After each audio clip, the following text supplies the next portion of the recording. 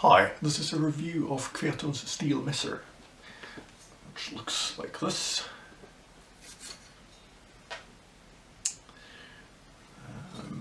From a purely aesthetic point of view, the blade shape looks a little bit wrong to me because there's no hint of where the short edge would have been, but it doesn't really bother me that much. It's a little bit heavier than the Black Fencer steel misser, but then again the balance point is closer to the hand, so it doesn't feel, it moves well and it doesn't feel overly clumsy. If we start from the top, it has a rolled point, so that thrusts are at least reasonably safe. The edge is rather thin, more on that a little bit later. The blade does have some flex to it, so it doesn't hit overly hard, but it still hits harder than, for example, Black Fencer's steel misser.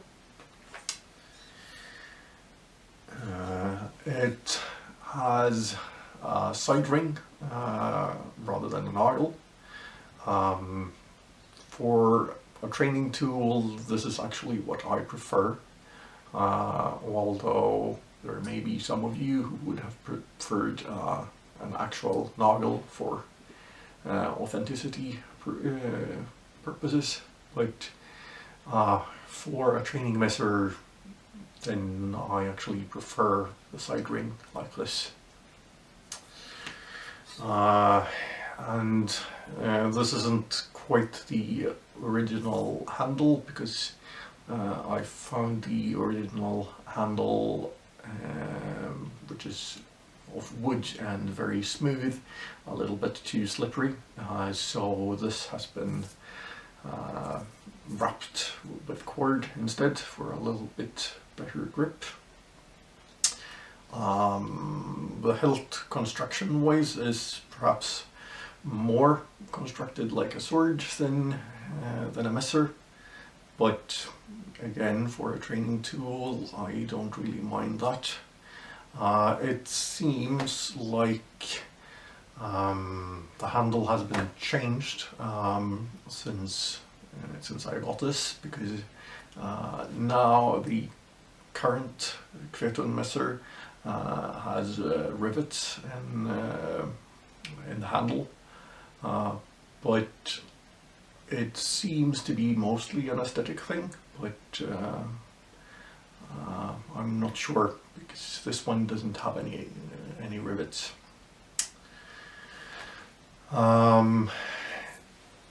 This has seen rather a lot of use,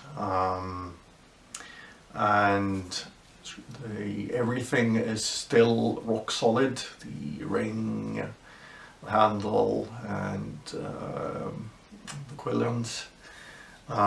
So those things are still super solid, even after quite a lot of use.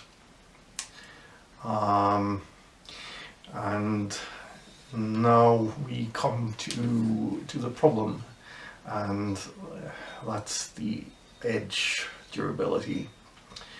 As I said earlier, the edge is rather thin, and this has taken significant damage and looks a little bit like a bread knife, which isn't very good.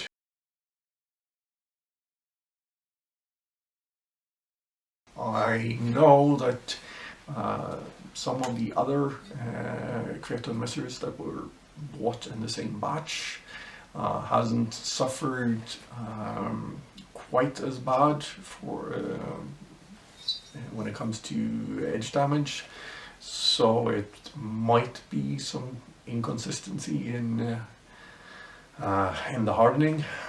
or simply that the risk of damage is a little bit too big when it is less thin. In conclusion, this is a pretty good measure. It's the one that I've used the most. Its biggest problem is the thinness of the edge and the durability of the edge. But durability wise, for the rest of it, it's still, everything is still rock solid, so that's good. But again, the edge durability is an issue. So I suppose the quest for the perfect training messer continues.